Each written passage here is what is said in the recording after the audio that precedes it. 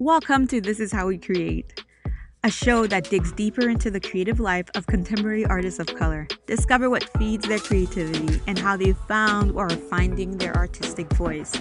Through these intimate and candid conversations, you'll gain insights into the lives of creative professionals of color that are hard to find anywhere else.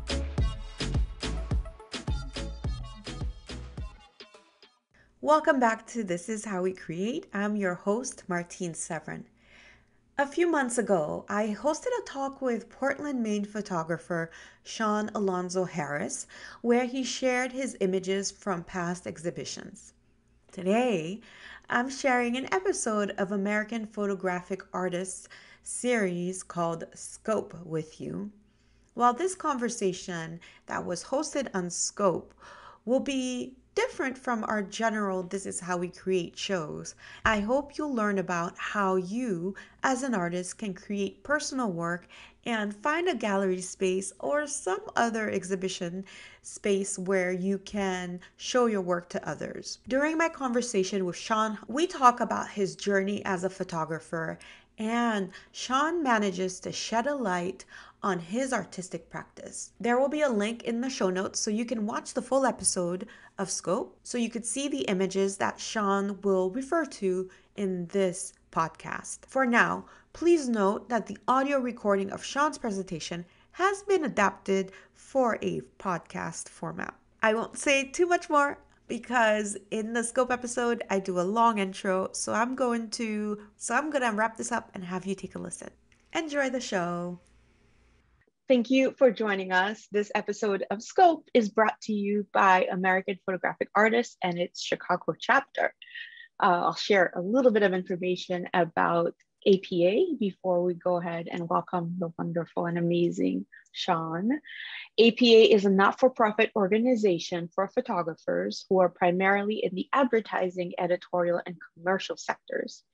APA's mission is to help photographers succeed through the establishment of community, education, and advocacy. And I have the pleasure of being the chair of APA's Diversity Committee, which hosts Scope. And this series on diversity is designed to help us understand and consider the challenges of our peers and find solutions for a better working environment. To learn more about Scope, about the Diversity Committee, and to become a member, please visit apanational.org for more information.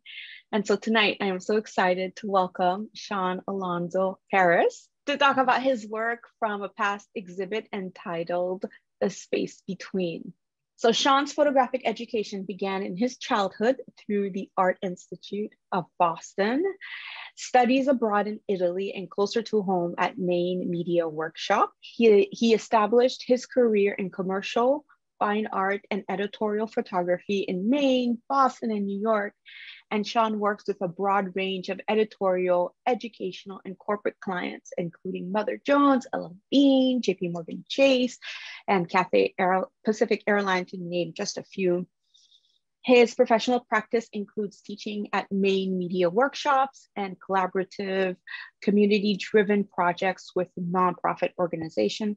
He has received multiple grants and awards from the Maine Arts Commission, a formal proclamation from the 121st Maine Legislature in recognition of his work, and was named by Maine Magazine as one of the 60 most collectible artists in Maine. So Sean's work is marked by a fine art sensibility and an emphasis on environmental portraits. His creative process draws from a wide range of photographic traditions and methods and is driven by an authentic connection to his subjects and clients. He's genuinely curious about people's lives and the experiences that shape their world, and thus the space between. Welcome, Sean. Well, thank you for having me, Martine. This is wonderful. I love these gatherings. I feel like whenever we do these kind of things, it's like the idea is to extend community. That's a big part of why I do what I do, to the idea of community and the idea of connecting people together, like-minded, not like-minded, just growing our knowledge, and sharing recipes. No, I'm just kidding, but that's also an important part. Recipes are good too. That's a big part of it. So without further ado, what I'm going to show you today is I'm going to show you like the beginning. I'm going to skip over a bunch of stuff and go right into the space between, and then we can discuss there. And if we have enough time, I can go through some other things, but we're going to do that. Let me share my screen really quickly. Can everyone see that? Or thumbs up, wave, or whatever? Okay. So I got a camera from my grandmother when I was 7. I still own this. I put this up on put lights and stuff and lit this myself as an adult because it was one of my most prized possessions. But the thing was, my parents got divorced. So me and my mom, we lived in Cambridge. My dad moved back to Washington, D.C. So I'd have to travel back and forth. And this was my portal to connection. Most of my family are from D.C. So I had the opportunity to take photographs and come back and put these photographs up on my wall. And I didn't realize this, but at the same time, I was pagination and putting them together and trying to figure out like, oh, this, cousin Tony goes with cousin Kim. And I was putting these things together and making this world of mine so that I stayed connected. And that was like my first introduction to photography and that whole thing. This is me a little bit older, my K1000. I was pretty serious about photography. And after this, I even built a dark room in my room at the age of 13 until my mother came home and she's like, you're going to kill us all. So that had to go away.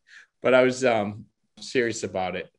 My first payday, I guess, as a photographer, my first accolades that I received was I won this James Vanderzee Award, which is a Black Heritage James Vanderzee. And it was the first photographer that Black photographer that I met that was actually, he made a living with photography. Before that, I never even really thought about it. That propelled me to think about this as something that I could do. This is my dad and Lenny. This is my mom. That's kind of the beginnings of where I am. And like fast forward. As you're going forward, some of the research I was doing for this right. time together, I read that you received your first award. That first award you talked about, was that when you were just a teenager?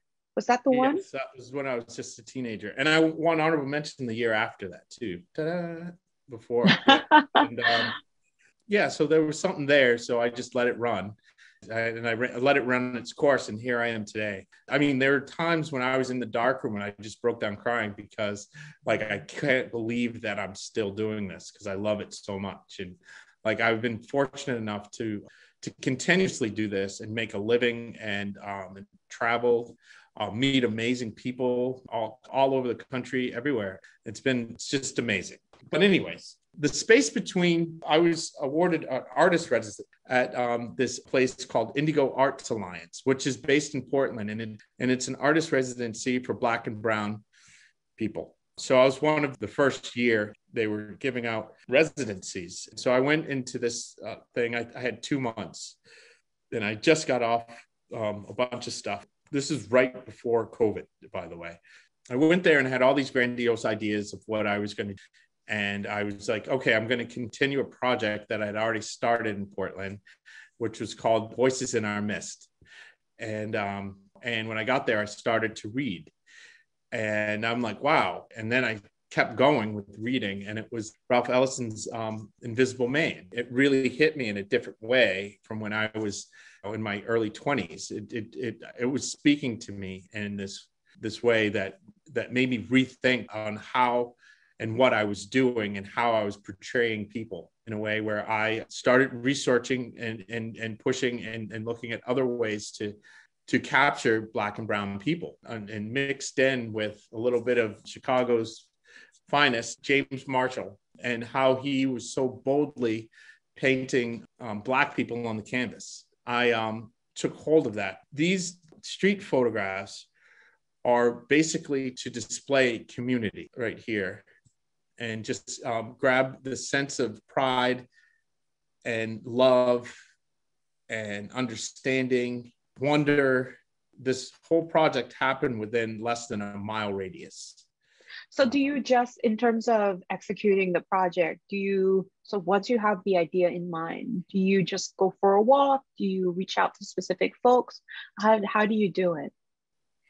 With this project, Voices in Our Mist was the beginning of the space between, and Voices in Our Mist happened by accident. Like I was working on another project that wasn't going well, and I started photographing in this neighborhood, which is Fox Field, or East Bayside, or Kennedy Park in Portland. And basically, it's like this area, and it's an area of low income housing. And all around the edges of this place is microbreweries, fancy coffee shops. There's even a Middle Eastern restaurant that the people in Kennedy Park can't afford because it's too much. So gentrification is surrounding this area.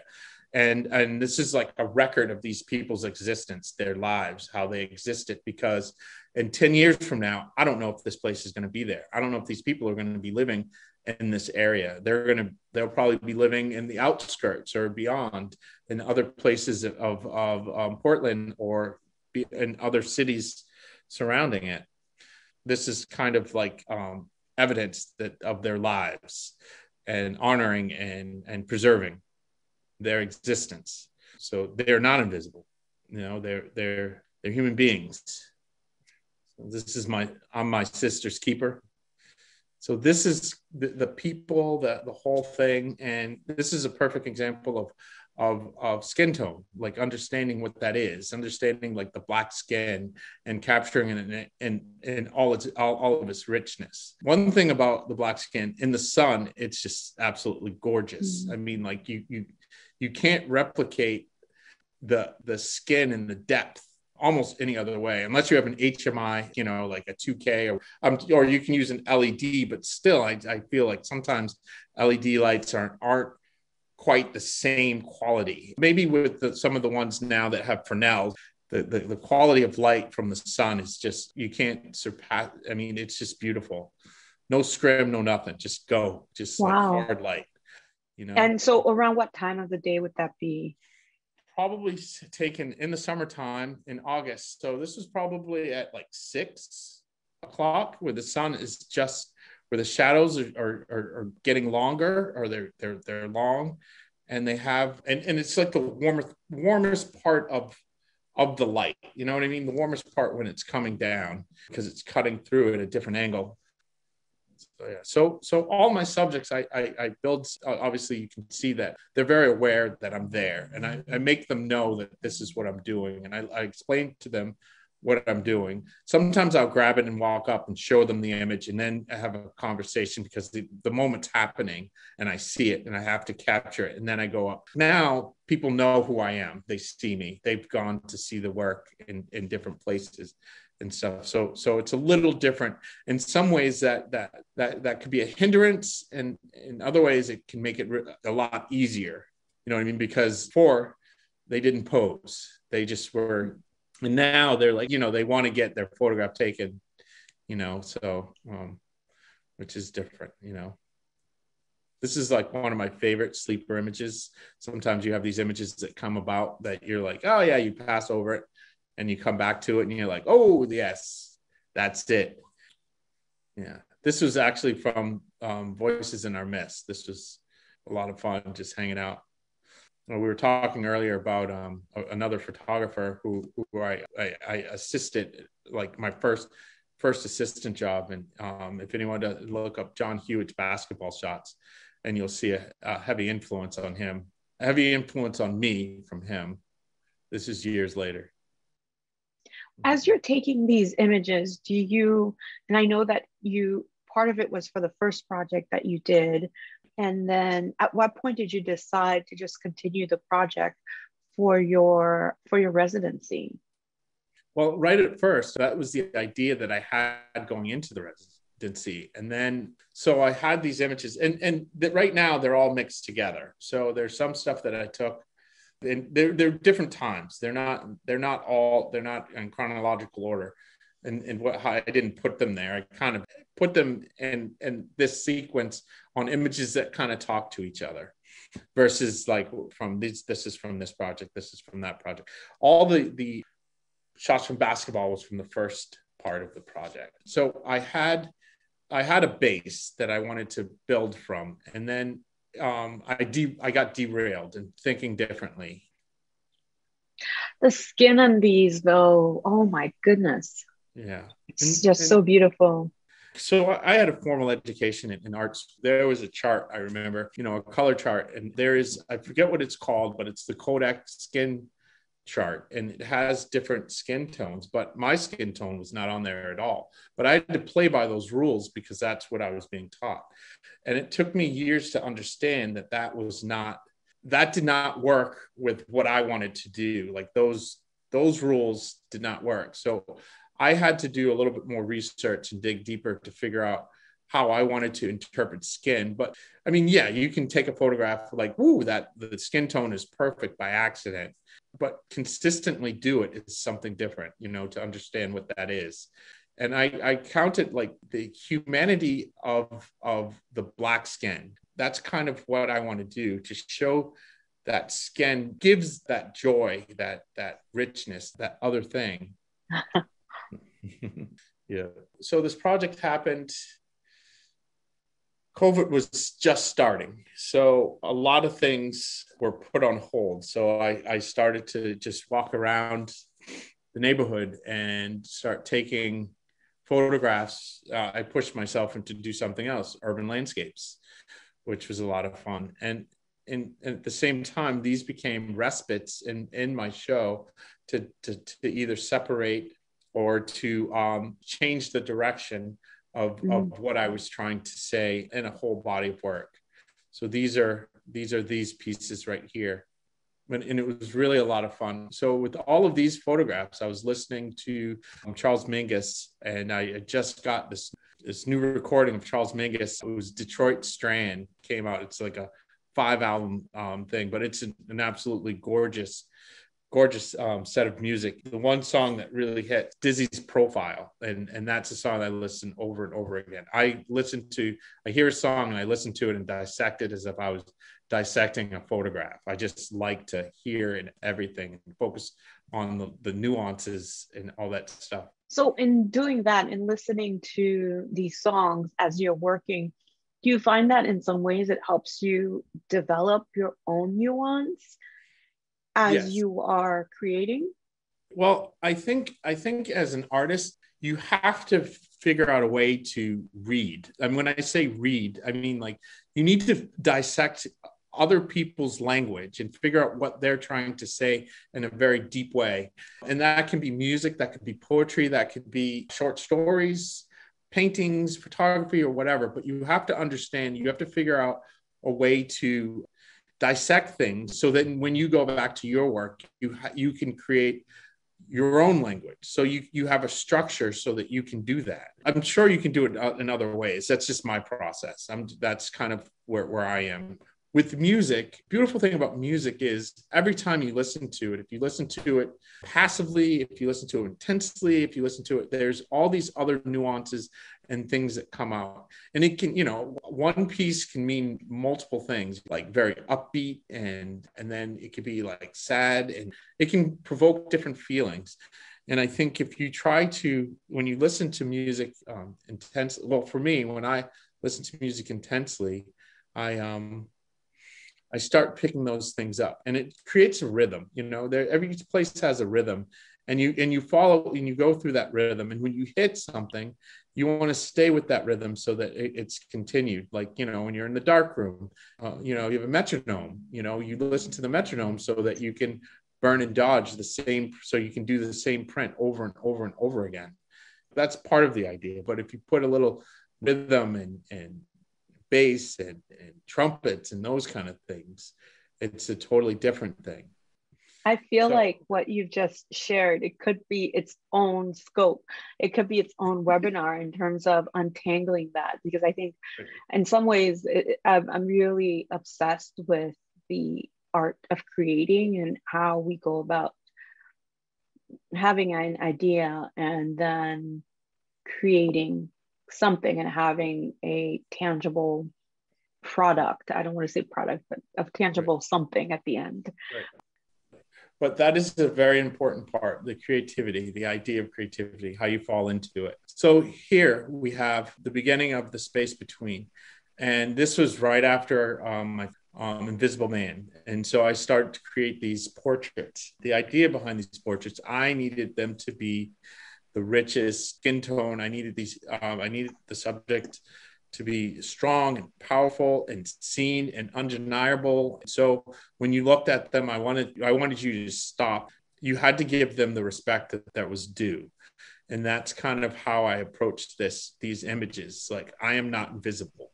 Can you tell me if you had it in mind to do the project in color, or to switch at one point or another, or did you always want to do it in black and white? Basically, I mean, like, because I do both. I do like commercial work. Most of all of my commercial work is always in color. It's very rare that it's black and white. Now and again, sometimes, but very rare. These obviously were shot digitally, so they started as color images, and I do have them as color images on my website. When I add them to the color, take on a different meaning. You know what I mean? With black and white, I always feel like it strips away all that. You know, you're just working with tones, and it's easier to get to the point. Not on all things, but on the way that I approach photography.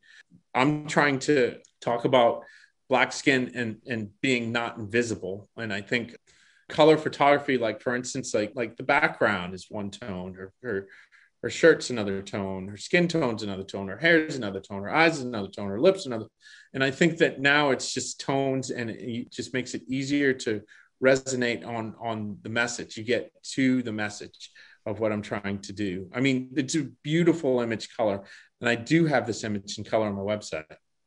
So this project, granted, there's COVID going on. So this particular time, we really didn't understand it. So people were coming in to have their photographs taken.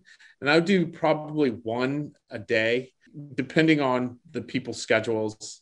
I would come in, I would talk for like 30 minutes, explain what I was doing, and try to build up a relationship. Some people I did know who came through. Most of the people I didn't know. And that's kind of how I went about. And if you can see, there's a little bit of one of my favorite photographers was Irving Penn, and there's a little bit of him in some of these images. And the hands were extremely important with this project. So you really wanted people to incorporate their hands? Yes, I did. There's two images that the hands did not fall into play. The reason being is because the image that I saw didn't have hands. You know what I mean? I just saw that it did not have hands.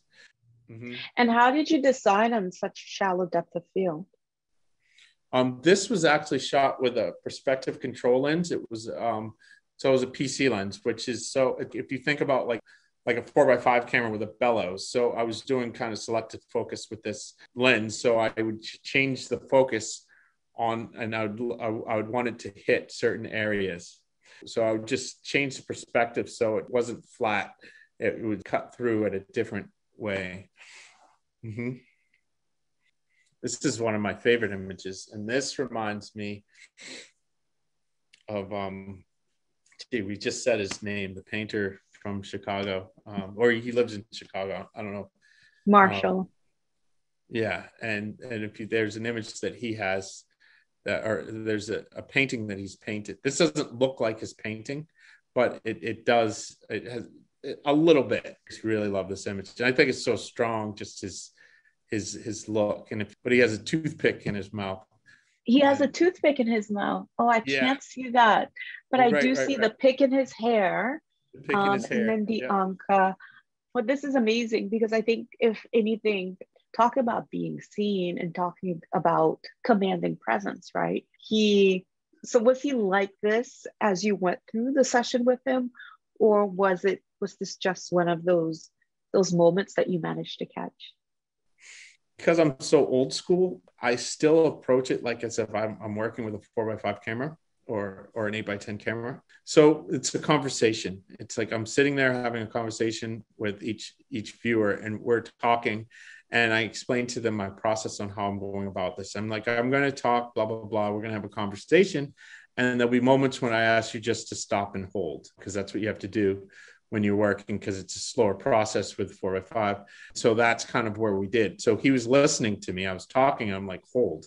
And then I'd shoot. It's digital, so you really don't have to. You could shoot a million. That was just kind of the process that I went about here. So I slowed the digital process down purposely to a crawl so that I can have these moments, so that I can. And plus, what I was trying to capture, I thought that it just made more sense. It wasn't like this fast-paced thing happening. And they're portraits. So, and the idea and the care and to make them precious was really important. So I took my time. All right. How are we doing? We're doing good. We're doing good. It looks like we have some questions that have come in, but I'll let you just keep going. I would say we have about 10 minutes. Okay. All right. There's two ways I can go. I can talk to you about the next images below this. There's some experiments that I've done that I've been playing around with. They're not complete ideas, but I'm thinking through things on the next image. And then the images after that are more like, me and my wife have an organization or a business, what we call Hinge Collaborative. And some of the things that we work and quotes from other either writers, artists. So I'll go through those because that would be short. It'll be easy. That would be great. These are some ideas these are just experiments, which are always fun to see art and work in process. So this is a photograph that I took, and this is silk screened. Another world is possible on it. And this is just kind of an idea. And this is my daughter. This is a photograph that I took of her and I printed it out. And I was trying to figure out ways to incorporate silk screen over the photograph. I like the idea of process. So, I mean, you could do this in Photoshop very easily, but I like the idea of process. There are other things that happen when you work this way that are unexpected. This was just ink on a roller and making just a plate on a photocopy. So these are like some of the things that I think that they're just important things to share. So you have a quote from Elizabeth Catlett, who is a hero of mine. Yeah, exactly. Yeah, this is very, very important stuff, So I'll give a few minutes to read through. Can you read the whole thing? Yes. We believe that art and artists are vital for envisioning a better world and building the communities we want to live in. And then another favorite, Roy de Carava, the artist is a kind of a seer, and by nature he is optimistic because he believes in the future. Exactly. Yeah, I wasn't asking you to read it. I was like, because on my screen, our bubbles on the side, I can't see the whole thing. You can't see it, I see. But it's, right. I mean, both artists, Roy de Carava has had an amazing influence in my life. He's the first Black photographer I discovered, honestly, who very much influenced. Roy de Carava continues to be a huge influence in my life. Thank you for sharing his ethos. Yes, and mine too. Yes, Roy de Carava. I have as many books as I possibly can. I have right up there, I have a book of Roy de Carava right there, The Sweet Flypaper of Life. I don't have that one. I did go see his exhibit. There was an exhibit of his in LA a few years ago. And that was amazing.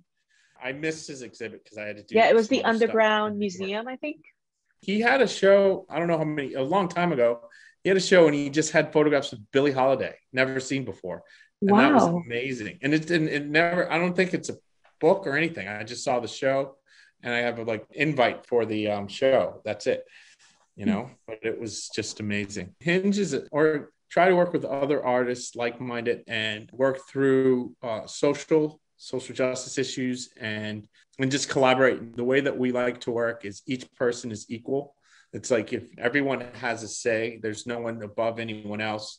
We just try to come together as creative to either create question to push out into the world or to talk to an issue in the world and truly try to create collaboratory environment where each person feeds off of each other. And we try to raise everyone up. try to hold everyone up. Doing pretty good. Okay, we have a few more. If we could go back to the last one, because I just wrote down a question that I have for you. And Okay. in thinking about not everything that is faced can be changed, but nothing can be changed until it's faced. I was writing down a question, which is all in thinking about ideas. You are a man who's done so many things in his professional life, including published books and had lectures, been featured in, I read the LL Bean series and Yankee Magazine, just to name a few. And usually you're lauded for these amazing ideas that you have and that you've executed. But can you talk a little bit about how do you choose that good idea, and when is an idea worth really executing? That is a good question. Sometimes it just happens where it's like a dog in a bone. You pick it up and you just can't, you just have to execute it. And other times it's just an idea that kind of happens and it marinates over time and it just gets bigger and bigger and bigger. And it gets to like the dog with the bone. But choosing I mean, because there's a lot of ideas. One thing might lead to the other. Like all of a sudden, it could be like you're reading the paper and then the idea that you had becomes relevant and it resonates with you and it has power other than when it was just an idea. Now the idea, because it's out in the world or it's connected to some other story or something else that's happening in the world, it's like, oh my God, I got to do this now, because this is, so it just kind of happens. I mean, talking about the Voices in Our Mist happened by accident. I just started shooting and then I saw I had these images, and then I started doing research about the area, and then the area of the place started. It was like, hey, oh my God, in 10 years this place might not even be here, so that kind of grew. And then the space between happened because I was working on this project and I'm like, oh, let me pause, stop and read, and I'm like, oh, and then I came out on the other side. Now this thing kind of just rolled. So I think that anything, you have to be curious and mindful. Like I'm working on another project right now that I'm going to start in June, hopefully, if work doesn't get in the way, but I'm going to start in June. And it's like completely different from anything else I've ever done. It's like, look, because most of my projects look out into the world, and this is going to I'm going to turn the lens back onto me, not like self-portraits or anything, but it's going to be related directly to my story, my history, my people, my family kind of thing, which is really interesting. So, and that it's like a full circle, like where it started. Okay, I have a follow-up to that. In researching you and in researching the work that you've done, you're known to have this great ability of creating photos that are, this is an official quote, photos of great beauty and power. And you also are very well known to keep photography personal. There's something that you do, and obviously we've seen that through the work that you've shown us, in which there's this great connection that happens. And then you're able to create these projects and have it be just amazing. But not only that, but you are well versed with getting quite a bit of press for the work that you do. And not all photographers know how to do the work and then also keep finding ways to introduce the work to a broader audience. Are there any tips or anything that you could share with us that could help folks understand how to go about the process of sharing their work with a more broad audience? Meaning getting a lot of press for it. I was being too subtle. I mean, press, right. Lots and lots of press. Well, I've been incredibly lucky. I've never asked for a show ever. I've always been invited. Like, hey, would you like to show at my gallery, or a museum or something, like, hey, would you like to sometime I've been commissioned by 2 different museums to create a body of work that hung in their thing. And I'm not great at like marketing as far as it just kind of happens. I don't know. Maybe it's the people around me who kind of make that effort. People who believe in me. I wish I had that proper. And another thing is, I think that you have to have something that speaks to people where you make them curious. It has, I just did a show that just came down a couple of weeks ago that was Light Informs My Reality. And I think that in the titles, sometimes what happens is it creates this curious buzz. Like, what does that mean? Or, Light Informs My Reality. Oh, it's a photo show. I get it, and people kind of go about it, but I really don't. I want to say something because Sean, I had the pleasure of meeting you in person last fall. Last year, yeah. And you were Mr. Wonderful. Everyone who was there at this portfolio review we both attended was talking about you, and you were going to every single table. I think you're very affable and you're easy to chat with. And you were chatting with everyone. You didn't have, no one was too good for you you just chatted with everyone. So I think that might have something to do with the fact that, you just great at relationships. Yeah. All right. So I'll let you go ahead and go through these, and then we could open up to questions that folks may have.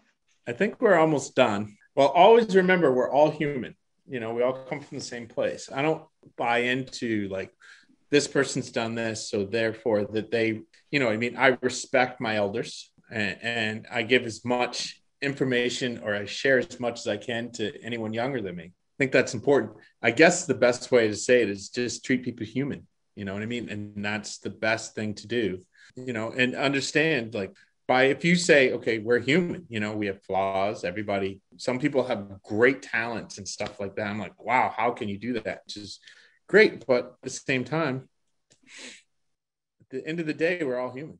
And we all can learn and share. Great recipes. That is it. That is that's the last one. Compassion. That's it. Which is a great way to end. Compassion, which is one of the most important things that we must have.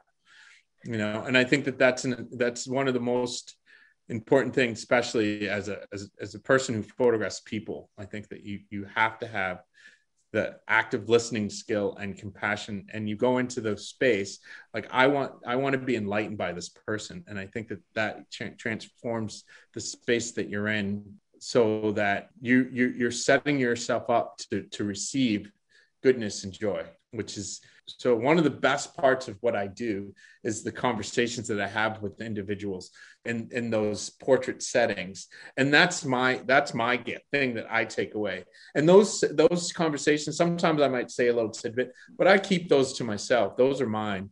You know what I mean? But the photograph is for everyone. And this is a really great segue into a question that Steve Brooks had, which is, how would you describe your directing style for these portraits? And everyone, we are officially open for questions. If you have questions, please go ahead and add it to the Q&A section at the bottom of your screen. So go ahead and open that up, and then you could type your questions in and we'll get to it.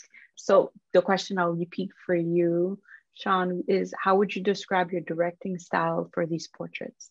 I treat everyone human. I'm just kidding.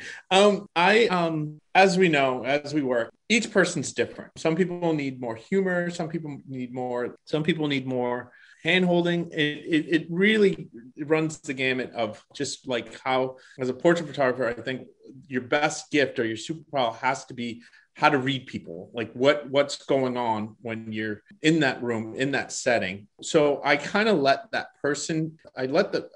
my sitter into the process. I explain to them what's going on, and I also invite them if they have anything that they can offer in this process. So I open it up in the hopes of trying to create this space where creativity can happen. Each one of us can spark off each other. That doesn't work the same in the commercial realm because that takes too long to do. But also in the commercial realm where you're working with real people, or you're working with like talent, you know what I mean?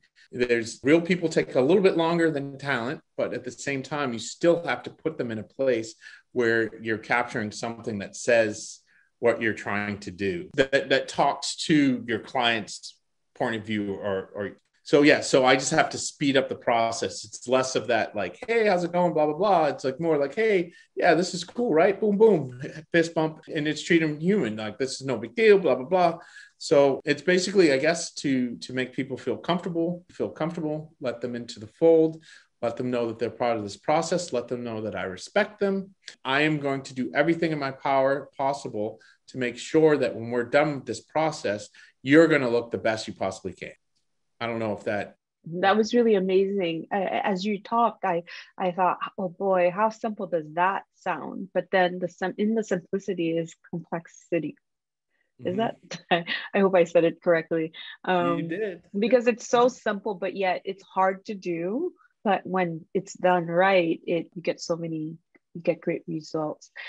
So Juliet has a question. She says, you seem very much focused on the subject. Do you search for clean backgrounds? Do you ever fuss with sets? All the time. Okay, so in the street realm, you're left with what's there, or unless I'm not like saying, okay, take this group of people and put them here because the light's better and the background's better. You just kind of react, and it's like one of those things where following into the photograph, when you're following a rhythm, back to the music again, following a rhythm of what's going on, and you're finding where those things kind of fall into place, and you're lining it up. And this is primarily for street photography I'm talking about, and it can work in multiple different ways, but you just kind of fall into the shot. You move with the energy that's around, or you move with the rhythm that's around you. That makes sense to people. Like when you see someone walking, like if you're in a city, each city has a different rhythm. People like Chicago, for instance, it has a completely different rhythm. It's got half LA, half New York mixed right down the middle. It's like this weird thing that happens. But I'm sure like someone from the East Coast and some from the West Coast, that we both see it differently. And so you just have to find that rhythm that works with you in that settings. But yes, at times I do mess around with the backgrounds and stuff. And I do like a cleaner background, or if there's lines or play around with lines or structures and those kind of things. As a photographer, you can play around with those from moving up, down, left, right, like sideways. So you just find those proper things that fit into your language. Like, I think when you understand your language, it's easier for you to fall into those spaces. You're not searching for it as much. Like, you can go into an area and play in a smaller area versus trying to like start up here and move all around. And you're like, okay, there, I'm here. This is where my view, this is my point of view. This is what I say. This is how I say it. Yeah, I think each photographer is different to figure out what that is as far as like how and what the background looks. Yeah, I like a cleaner background, or I like a structure that makes sense, but it doesn't make sense. Like you look at this photograph here, like that thing behind her, it makes sense, but it doesn't make sense. But it draws you in as well. And it keeps you intrigued. So we have one last question for you, which is from Linda. Linda asks, if someone is not giving you what you want, what do you do? What do you say to them? I was just me and my wife have this saying, but this isn't it. This is just funny. It's just like you got to Bernie Mac them. Bernie Mac? Bernie Mac. Yeah, okay, I don't know. Bernie Mac. You know the comedian? Yes, we have a few more minutes left. So go ahead and tell us that story. So basically, if someone's not, because when someone's not giving you what you want, it's really hard. Sometimes I think you can push too hard. And sometimes if you just kind of step away and walk away and say, okay. Can I say one story? Sure. So there's this, I was photographing in the Boston Conservatory. I was photographing this classical guitarist named Elliot Fisk. He's made records and stuff like that. And we're sitting there, and behind us was a piano tuner. Now, you would think like, wow, this is great. You see the piano tuner behind it. But here's the thing. With the piano tuner, it doesn't sound like music. It's like, to a musician, it sounds awful. And to me, it sounded awful. And so Elliot was really being difficult, but it was because he was annoyed by the sound behind him. And so he started barking orders at, like, oh, well, works best for me in the last photograph. and this works best for me. And, you know, it was annoying me. And I was just like, you know, Elliot, he's like, what? If you were on stage and I told you how to play that guitar, would you listen to my advice? I don't play guitar. And he's like, no. And I'm like, thank you. And he just kind of went on about it. I just kind of like pulled his coat to let him know, like, hey. And then later on, I was just like, okay, I asked him one question. I said, if there was any other music than classical music, what would it be? And he responded, oh, I'd love to play Spanish guitar. And you saw his face light up. And there's this photograph that I shot. I love the image. I don't use it anymore. But he just stood up, went to the corner and took the guitar and put one leg up to hold the guitar. And he just played. And it was the most beautiful thing. So like fell into place. So he wasn't giving me what I wanted, but I asked him a question. He was being fairly difficult. And I checked him in a way where, in a respectful way. And then I asked him a question it was an uplifting question to him. He's like, oh my God, this is the best thing ever. So I took the photograph that they used, and this was for Boston Magazine years ago. The photograph that they used is when he was playing, like if he was playing Spanish music. It was nothing like when he was playing like a classical guitarist. Ta-da. Oh, that's beautiful. Thank you. Thank you so much for that story. And thank you so much for joining us. This was amazing to be able to meet you. To know we grew up in the same town. Ta-da. Yeah. Ta-da. We had so many different things in common.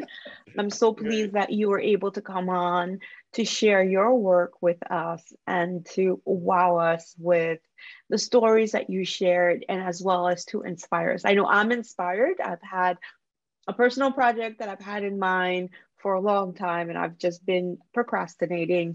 And I'm really glad that this helped me. You know, you gave me that push that I needed. So thank you so much for joining us. Anytime.